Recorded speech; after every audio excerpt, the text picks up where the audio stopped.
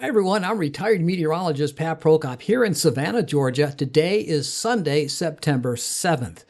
A couple of things going on. First of all, I want to talk about the tropics and see if there's anything out in the tropical Atlantic Ocean, Caribbean Sea, Gulf of Mexico that is of any concern. And right now, I'm kind of breathing a sigh of relief.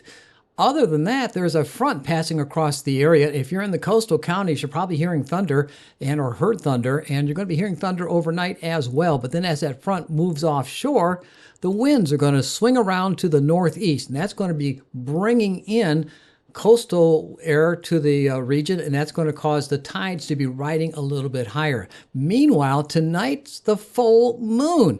And if you happen to be living in Europe, you've got a total eclipse of the moon ongoing right now, but not visible here in the United States. Anyway, that full moon coming in with the moon being at perigee. What's perigee? Perigee is the position of the moon in its monthly orbit around the Earth. And there you can see perigee is our closest approach from the moon to the Earth. About 14 days later, it'll be at apogee, or its furthest distance from the Earth. Now, the difference between the two is at perigee, you got more gravitational pull on the Earth, producing higher tides, where at apogee, the moon is further away, and the further the distance away is, the lower the gravitational effect, hence not as strong of a gravitational effect. Hence, the tide's not as high. But right now, we got the full moon right there. There's going to be producing some high tides, and then the moon is coming up at perigee along about Tuesday. So the combination of the full moon and the perigee is going to produce very high tides. So we're going to talk about that. We're talking about potential flooding high tides throughout both the morning and evening high tide cycles. So first of all, let's get into the map and talk about the tropical season. Over here on my webpage, savannahpat.name, click on tropical weather right there. And the good news, tropical cyclone activity is not expected during the next 7 days. I can even add on to that perhaps 10 days, maybe even 15 days. Let's take a look at the reason why behind that. First of all, looking at the satellite imagery, really not much going on in the tropical Atlantic Ocean, Caribbean Sea, or Gulf of Mexico, which is uncanny for this time of the year. Here we are, September 7th. We're in the heart of the hurricane season right now, and nothing out there of any great concern. A few weak tropical waves, but the environment is hostile for any tropical storm development. Looking at the computer model real quickly, just to reassure you on that, putting this into motion, you can see nothing going on in the tropics right now. Nothing expected over the next 1 week, and then here's the second week. Again, nothing going on. So all quiet in the tropical Atlantic Ocean, Caribbean Sea, and the Gulf of Mexico. Our other concern now is here, there's a front passing into the coastal counties at this time. There's the regional radar summary as of 5:30 this afternoon, Sunday afternoon. We're seeing showers and thunderstorms associated with the front that's moving closer and closer to the coast. Looking at the southern radar coming out of Valdosta, Moody Air Force Base, it shows basically the same thing. Showers and thunderstorms across southeastern Georgia. Most of the interior portions of the region are going to remain rain-free, but the coastal areas, we're getting rain. I've already picked up 1/4 of an inch of rain here at my location at Coffee Bluff. Now, looking at the front itself, let's bring that up. There it is right there. The front is right along the coastal counties. Well, actually, North Carolina, South Carolina, into southeastern Georgia, then into north central portions of Florida. And it's going to be pushing a little bit further eastward and then stall right along the coast. So that will give the coastal counties periods of clouds and chances for showers.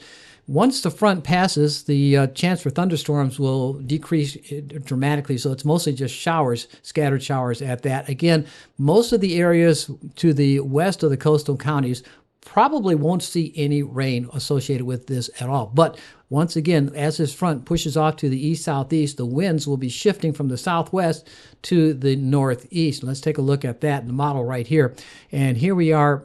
Let's put it at right now.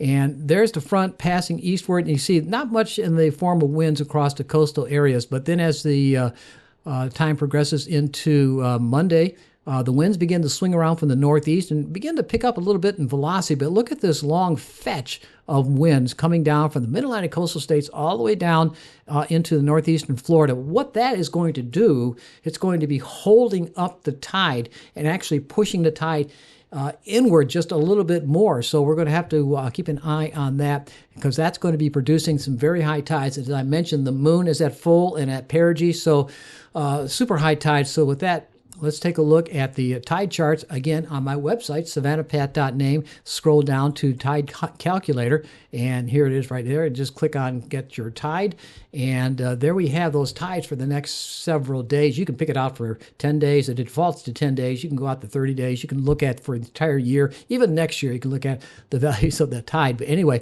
here we got some very high tides in the morning hours, in 8.1 feet on tomorrow morning, at around 9 o'clock, and then 8.3 in the afternoon or evening tide.